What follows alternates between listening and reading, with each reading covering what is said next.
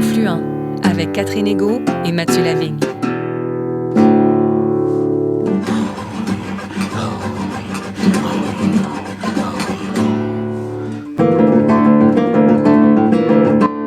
Bonjour Mathieu Lavigne. Bonjour Catherine Égo. Bonjour à tous et à toutes. Au micro de Confluent, l'émission qui donne la parole aux premiers peuples et à leurs alliés, nous recevons cette semaine l'homme de théâtre Wendat, Jocelyn Sioui. Tout à fait Catherine, membre fondateur du band de théâtre Belles et Brutes et du Ouf Festival Off Castellier, le comédien, marionnettiste et auteur Jocelyn Sioui aborde à notre micro sa plongée singulière dans son histoire personnelle et familiale sur les traces de son grand-oncle, Jules Sioui. Personnage longtemps tombé dans les oubliettes de l'histoire officielle, mon oncle Jules a pourtant marqué son époque en plaidant sur toutes les tribunes pour le droit des Autochtones à l'indépendance. Intempestif, subversif, entêté, rusé, bagarreur, mais pas violent, orfèvre de la parole orale et écrite, ce militant indomptable a ainsi contribué à l'édification des mouvements de solidarisation des Autochtones. Après avoir donné son monologue Mon oncle Jules sur scène, Jocelyn Sioui a fait paraître le texte de ce spectacle solo aux éditions Anénorac en 2020. À travers Mon oncle Jules, Jocelyn Sioui interroge l'histoire telle qu'elle est enseignée, ses trous de mémoire, mais aussi les silences qui se creusent au fil des ans dans les récits familiaux. Allons à la rencontre de l'auteur et comédien Jocelyn Sioui et de son grand-oncle Jules Sioui, personnage flamboyant dont notre invité nous dresse un portrait historique et personnel, riche et nuancé.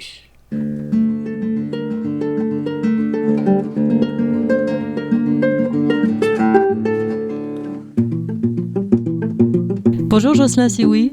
Bonjour Catherine, ça va bien? Ça va bien, merci et vous? Ah, ça va très très bien. Dans votre site web, vous vous présentez de la façon suivante. Vous dites « Je suis marionnettiste, auteur d'histoires de pirates, de samouraïs et de Monsieur Patate. Je pars de loin. » D'où partez-vous, Jocelyn Sioui?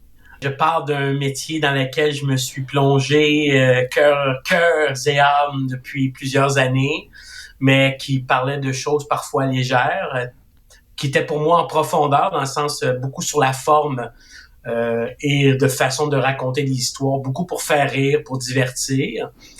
Je m'intéressais à mes origines, mais de façon superficielle, je dirais. Et puis, des événements de ma vie m'ont amené à m'intéresser un peu plus à mon histoire, de m'intéresser à qui je suis, d'où je viens, qui sont mes prédécesseurs. Pourquoi, en fait, qu'est-ce qui est arrivé dans l'histoire pour qu'on ne parle pas des Autochtones, puis qu'on ne parle pas de ma famille, qu'on ne parle pas de ces choses qui ont fait le Canada, en fait. Puis c'est venu me travailler, c'est venu me chercher, puis finalement, ça m'a poussé à créer, d'aller dans d'autres retranchements, en fait. Ça m'a poussé le dos au mur, je dirais, pour écrire quelque chose qui allait transformer, en fait, qui a transformé ma vie. Qui est mon oncle Jules. Qui est mon oncle Jules. Oui, dont on va parler un petit peu, mais je voudrais revenir à ce que vous disiez de votre propre histoire. Vous définissez comme un Wendat?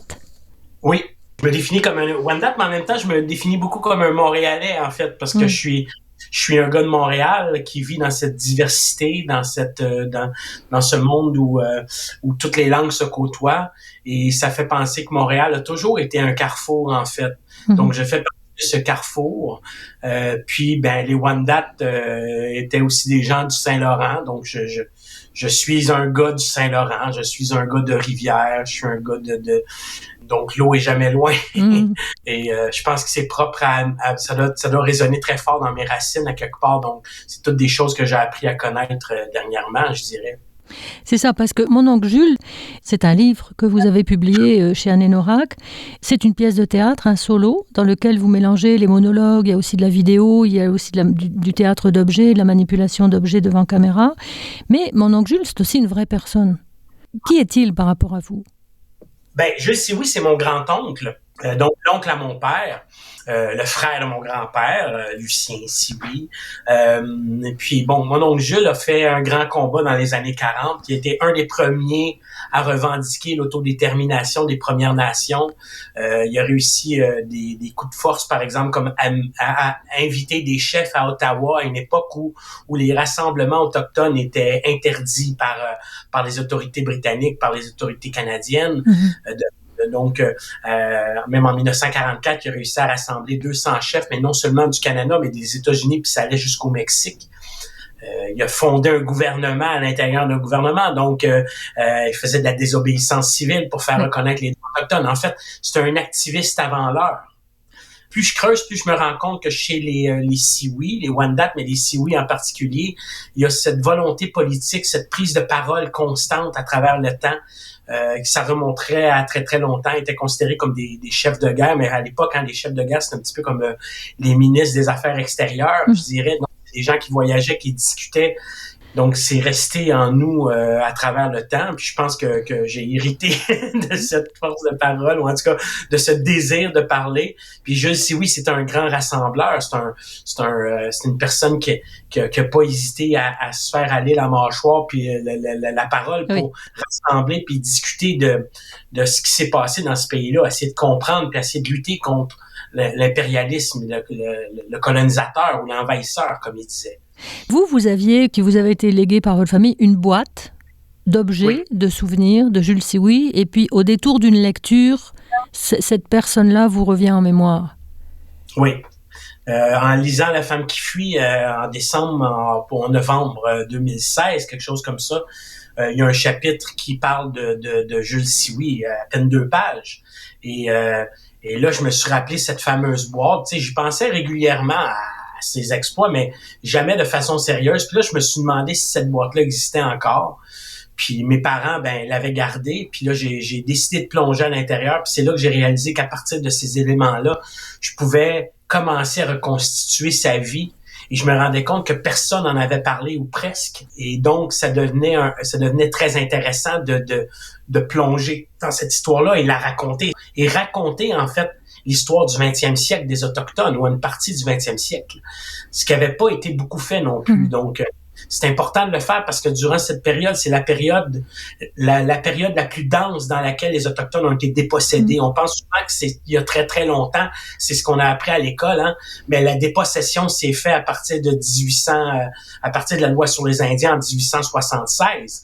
Puis elle s'est poursuivie jusqu'à très, très récemment, en fait. Bon, dans les années 50, on tuait des chiens de traîneau jusqu'à les années 60-70. Après, on a pris aussi les territoires cris pour construire des barrages. Puis très récemment, on permettait même pas aux Inuits de profiter de la vente d'hydroélectricité sur leur propre territoire. Mais c'est récent, on est collé dessus, cette histoire-là.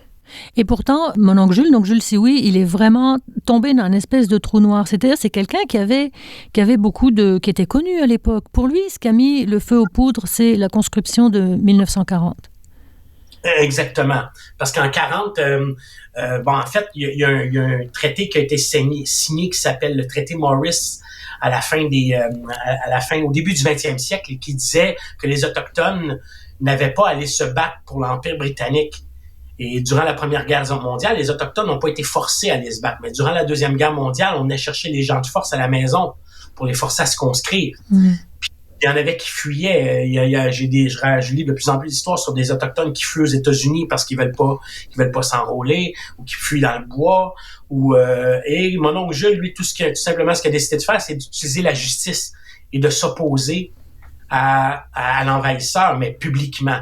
Donc, de faire valoir ses droits. Parce que ce qui le scandalisait finalement, Jules Sioui, c'était que les Autochtones étaient appelés à la conscription à la Deuxième Guerre mondiale, mais n'avaient toujours pas le droit de vote. Exactement. On réalise l'aberration. Premièrement, de ne pas avoir le droit de vote, ça rappelle une certaine ségrégation américaine. On ne le nomme pas beaucoup dans l'histoire canadienne. On l'appelle pas la loi sur les Indiens, la loi ségrégationniste sur les Indiens. On la fait valoir comme quelque chose qui était indélicate, qui était injuste, mais jamais on parle de ségrégation. À partir du moment qu'un citoyen n'a pas le droit de vote par rapport à un autre citoyen qui est un humain comme lui du même âge, par exemple, qui est adulte, cette ségrégation-là existait, puis faisait en sorte que les Autochtones avaient pas le droit de s'opposer. Ils pouvaient même pas partir en justice contre le gouvernement. Il y avait beaucoup d'interdits à cause de la loi sur les Indiens.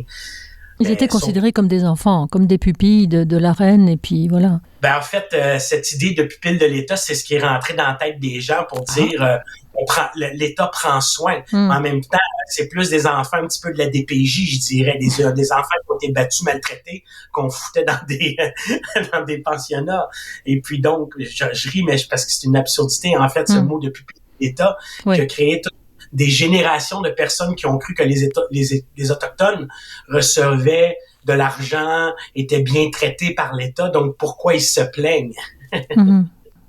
Jules Sioui, en fait, il s'est mis à creuser et puis à découvrir que l'histoire des Wendat, son histoire à la réserve, de pas avoir le droit de vote était la pointe de l'iceberg d'un bien plus gros problème, en fait, que des gens crevaient de faim dans des réserves, qu'on les envoyait dans des pensionnats, justement.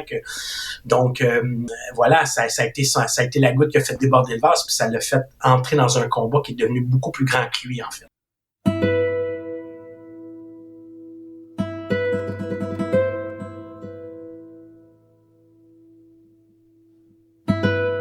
C'est ça, parce qu'à partir de ce premier combat-là, il va finir par vouloir fédérer tous les autochtones pour réclamer rien de moins que l'indépendance. Exactement. Lui, ce qu'il souhaite, c'est l'autodétermination des Premières Nations. C'est la seule chose qui l'obsède, en fait, et qui est devenu, pour ça que je dis c'est un des premiers. Par la suite, ça a été repris, mais à peu près 20 ans plus tard, ça a été repris, et c'est encore repris par les Autochtones en ce moment, parce que c'est pas acquis à cause de la loi sur les Indiens, à cause de ce partage de territoires qui est pas clair, donc de redonner des territoires aux Autochtones et de leur dire, vous êtes maître chez vous. C'est pas quelque chose qui est gagné parce que c'est complexe à l'heure actuelle, c'est difficile de décoloniser un territoire. Mais à l'époque, Jules se rendait compte que c'était la seule solution. Les Autochtones devaient retrouver leur liberté et leur autonomie, comme ça a toujours été le cas jusqu'à 100 ans avant sa naissance. Et il a eu un certain succès, comme vous le disiez tout à l'heure, il a réussi à rassembler des chefs de toute l'Amérique du Nord. Exactement. Puis, je suis sûr qu'à force de creuser, on pourrait découvrir des échos jusqu'à partout. Je sais que chez les Anishinabés, il était très présent, même chez les Inuits.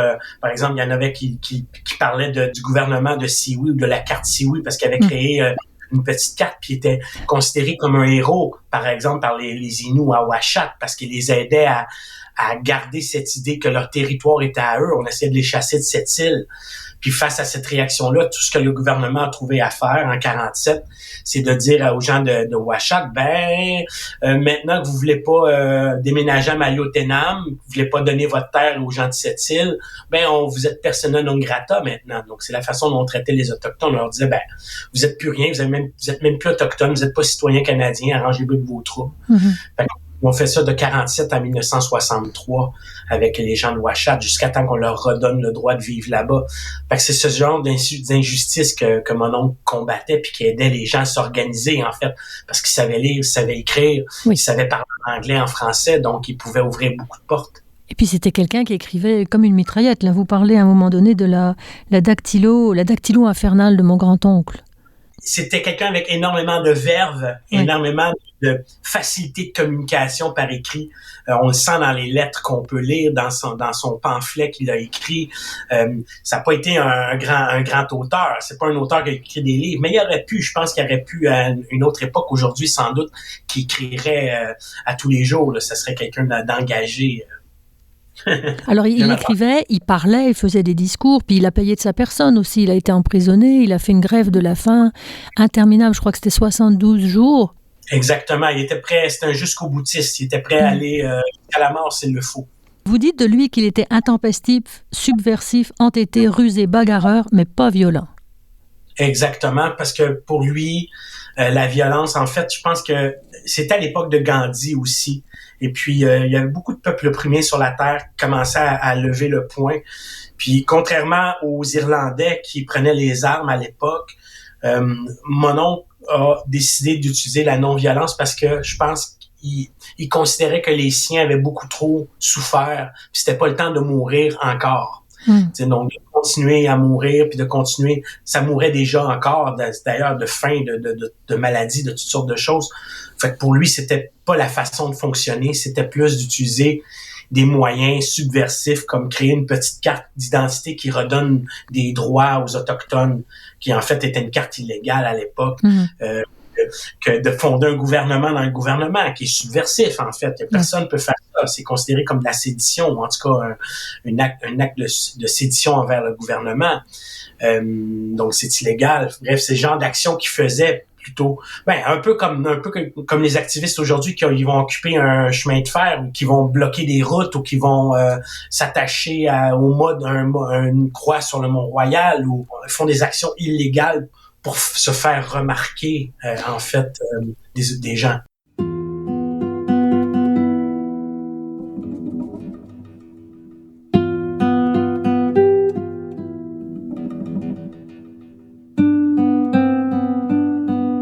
Mon oncle Jules Sioui, c'était en plus un personnage très, très coloré. Il se promenait avec un costume des Indiens des Plaines, avec une coiffe de plumes qui n'ont rien à voir avec les Wendat. Dans votre spectacle, dans votre livre, vous dites c'est amusant de le voir avec sa coiffe, mais en même temps, c'est très triste. Oui, c'est une chose que je trouve très triste, mais en même temps, là, j'ai écrit le livre à une certaine époque et aujourd'hui, je comprends peut-être les choses autrement que quand je les avais écrites là. En fait, le constat dans le livre, c'est que c'est vrai, c'est fou la rapidité à laquelle une culture peut se perdre. Puis dans le cas de mon oncle qui se promenait avec ce costume à plumes d'apparat, oui, un peu de naïveté là-dedans, mais je pense que dans la tête de Jules aussi, peut-être qu'à un moment donné, il a compris, parce que le costume Wendat était porté par les chefs encore à l'époque. Puis au début de 1900, il y a beaucoup de photos au début de 1900 ou à la fin du 19e siècle où les Wendat sont habillés en costume traditionnel. Mm-hmm. Je crois pas qu'il avait perdu complètement le sens du costume parce qu'il était présent, mais je pense que pour lui, c'était un symbole fort, ce costume qui appartenait à l'imaginaire collectif. Je pense qu'il portait semi-naïvement, mais aussi avec une conviction qu'il était un leader, non pas que pour les Wendat, mais qui était un leader autochtone pour tous les Autochtones, en fait, dans sa tête. Il est fondateur de l'Assemblée des Premières Nations à l'époque. Fait que pour moi, c'était un peu comme sa façon de montrer qu'il appartenait à tous les clans et non pas à un seul. En tout cas, c'est une intuition que j'ai aujourd'hui qui était peut-être pas là à l'époque quand j'ai écrit le livre, là. Est-ce que votre réflexion par rapport à ça évolue parce que vous avez donné beaucoup de spectacles ou parce que vous avez fait des nouvelles recherches, vous avez découvert des nouvelles choses? Oui, mais en fait, justement, je suis en train de faire une recherche pour un documentaire. Puis il y a des choses que je suis déjà en train de me dire, il faut que je change dans le spectacle parce que ma compréhension évolue. Puis je le dis dès le départ du spectacle, hein. Si vous revoyez un spectacle dans un an, soyez pas surpris si je dis pas les mêmes affaires. Ça veut dire que j'ai mieux compris que j'ai changé d'idée ou, tu sais, c'est ça une recherche aussi, c'est que l'histoire, c'est quelque chose qu'à force de déterrer, on découvre des choses. L'histoire est toujours en réécriture parce que les gens se questionnent sur leurs propres origines, puis constamment, on trouve des nouveaux éléments, puis on essaie de mettre des morceaux de puzzle là où il n'y en a pas. C'est ce que je continue à faire avec ma propre histoire. Est-ce que l'histoire se réécrit parce qu'on trouve vraiment des nouveaux éléments d'information ou parce que ce sont d'autres gens qui regardent les mêmes éléments d'information? C'est-à-dire, est-ce qu'un personnage comme mon oncle Jules, comme Jules Sioui, n'aurait pas été moins oublié s'il n'avait pas été autochtone? C'est sûr qu'on aurait considéré son histoire autrement. S'il s'était battu pour le Québec, par exemple, s'il avait fait partie des automatistes, ça aurait été complètement autre chose. On aurait parlé de lui dans les livres d'histoire. Puis d'autres choses seraient venues peut-être l'enterrer ou en tout cas re-questionner parce que mon oncle Jules avait une vie tumultueuse et particulière. Il y a des parts d'ombre qui seraient venues entacher probablement sa vie, surtout dans des périodes comme aujourd'hui où on a des scandales sexuels puis ça fait qu'on veut déboulonner les héros. Donc voilà, mais à une certaine époque, moi je suis d'accord avec ça. C'est sûr que s'il avait été dans un autre contexte, ça aurait été différent. Vous venez de parler de sa part d'ombre et puis une des grandes forces du livre Mon oncle Jules et du spectacle, c'est que c'est un portrait qui est nuancé et paradoxal. C'est-à-dire que Jules Sioui, c'est un personnage qui est très entier. Il a des convictions très fortes. En même temps, il est un peu exalté. C'est un homme qui était pris de justice mais qui a aussi sa part d'ombre. Est-ce que vous trouvez que c'est difficile de rendre justice à toute la complexité d'une personne comme ça? Ah, tout à fait. Je pense que ce que j'essaie de faire, c'est de être le plus honnête possible avec le personnage, de de pas... En fait, c'est un peu comme on apprend en théâtre quand on commence à jouer. Les professeurs nous disent tout le temps, ne juge pas ton personnage. Puis c'est un peu ça, en fait, c'est que je dis à raconter une histoire, faut pas que je le juge. Puis il faut pas non plus... En fait, c'est l'erreur qu'on fait souvent en histoire, c'est de créer des héros et puis de pas raconter les parts d'ombre. Et donc, mais en fait, pour moi, les parts d'ombre, ça fait partie de la beauté des gens. Il y a personne de parfait. Puis c'est justement pour ça qu'on aime les histoires. On aime cette imperfection, car cette imperfection-là, elle est humaine. Et c'est ce qui donne la profondeur au personnage. Donc, j'essaie d'être le plus honnête possible avec cette histoire-là, avec ce que je racontais, en essayant de pas diaboliser non plus. Même si parfois je pointe très fort le gouvernement canadien. Mm-hmm. Mais malgré tout, il y a eu un pays qui a été créé, qu'on le veuille ou non, sur des terres qui étaient habitées, mais ça pourra jamais cesser d'exister. Fait qu'il faut cohabiter, puis pour cohabiter, il faut se parler, puis s'écouter, puis raconter nos histoires, en fait. C'est la question que je pose, c'est qu'il faut passer à travers nos démons collectifs pour pouvoir aller plus loin, puis tant qu'on le fera pas, on y arrivera pas. Mm. Vous avez déclaré dans une entrevue « Si on m'avait appris à l'école que Jacques Cartier avait kidnappé Donnacona et que celui-ci était mort en France, j'aurais eu une image plus juste du personnage. Ça n'empêche pas ses actes héroïques. » Est-ce que vous trouvez que vous êtes nombreux dans votre équipe à penser comme ça, ou est-ce qu'on a plutôt tendance un petit peu à trancher? Ben, moi, je pense qu'on est à une époque où on n'est plus dupe de ça, tu sais. Il y a tellement d'histoires qui ont été racontées, tu sais. On parle de Johnny McDonald, puis je suis le premier à dire qu'il faut pas le déboulonner. Puis ça fait pas l'unanimité chez les Autochtones. Il y a des Autochtones qui sont beaucoup plus drastiques. J'ai parlé avec des gens qui disaient, non, on déboulonne tout. Ouais, mais j'ai dit, comment tu vas raconter l'histoire des Métis? Comment tu vas raconter comment ce pays-là a été créé sur tes terres? Comment tu vas le raconter si tu effaces tous ceux qui ont essayé de t'effacer? Tu peux pas. Faut que tu construises sur eux autres, avec eux autres. Donc, t'as pas le choix de créer devant la statue de Johnny McDonald. À mon avis, on n'a pas le choix de mettre une statue de Louis Riel et de Gabriel Dumont pour pouvoir expliquer qu'est-ce qui s'est passé avec une belle plaque commémorative qui explique l'histoire du Canada avec les informations qu'on a maintenant, qui sont qui seraient peut-être plus intéressantes parce qu'il y a quand même Johnny McDonald participé à la création d'un pays. Il n'y a pas un pays, de toute façon, qui ne s'est pas fait dans le sang. Regardons l'histoire mondiale, la France, les États-Unis. Les États-Unis, sans doute un qui est flagrant de ce côté-là, mais le Canada n'échappe pas à cette règle. Puis il n'y a aucun pays qui échappe à cette règle-là. Parce que ça implique la dépossession de territoire. Donc, c'est quelque chose de violent, en fait. Donc même si c'est douloureux d'évoquer ce passé-là et d'évoquer ces personnages-là, vous dites il faut maintenir leurs souvenirs vivants pour justement savoir d'où on vient. Vous dites même ça de Campbell Scott, qui est le personnage qui a mis en place tout le système des pensionnats. Et vous dites de lui un personnage dont on ne doit absolument pas oublier le nom. Duncan Campbell Scott, c'est un homme exécrable dans ce qu'il a fait, dans sa façon de penser, qui a influencé même certains penseurs nazis. C'est pas rien. Sauf que si on le dit pas, il y a quelqu'un d'autre qui pourrait arriver et reproduire la même chose que lui. Il faut comprendre d'où on vient. Je pense pas que les Allemands ont effacé complètement Hitler de leur histoire. Au contraire, ils ont tellement eu un impact sur l'histoire de l'humanité dans le 20e siècle qu'on n'a pas le choix de parler de cet homme pour comprendre puis ne pas reproduire ces actions-là. C'est un devoir de citoyen, en fait. Est-ce que vous aimeriez qu'on érige des statues à Jules Sioui? Non, je pense que c'est pas la bonne façon.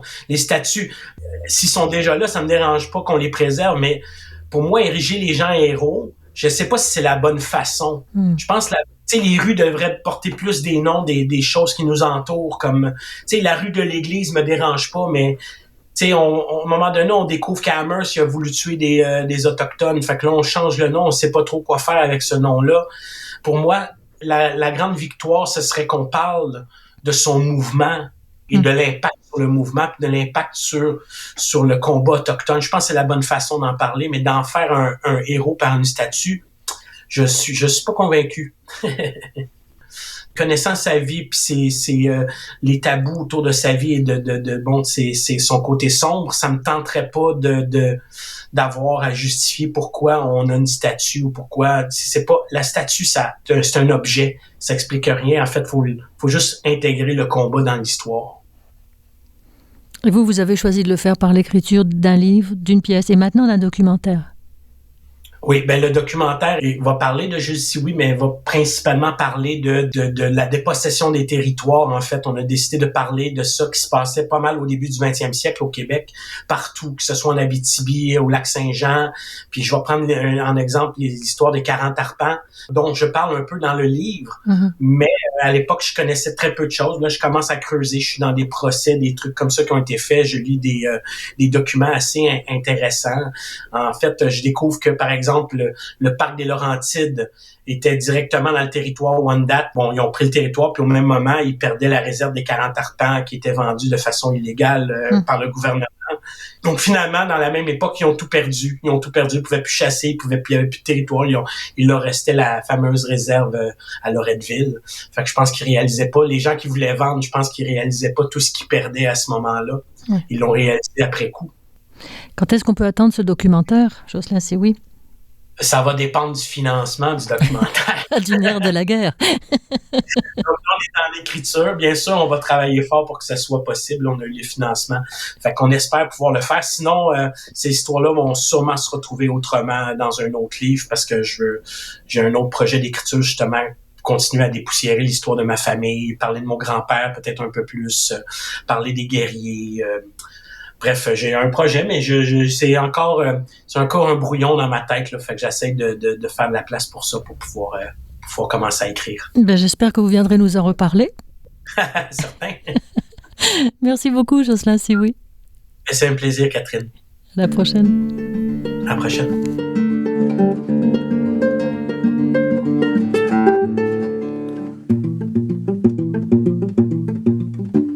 Catherine Egault s'entretenait aujourd'hui avec Jocelyn Sioui, comédien, marionnettiste et auteur Wendat. Un grand merci à Jocelyn Sioui de nous avoir fait mieux connaître son parcours personnel et l'importance historique de son mononcle Jules. Merci également à Pierre Degagné à la régie. L'émission Confluent est portée par l'organisme Mission Chez Nous. Pour redécouvrir nos invités à travers nos entrevues, consultez le site www.missioncheznous.com. À très bientôt, Mathieu Lavigne. À très bientôt, Catherine Egault.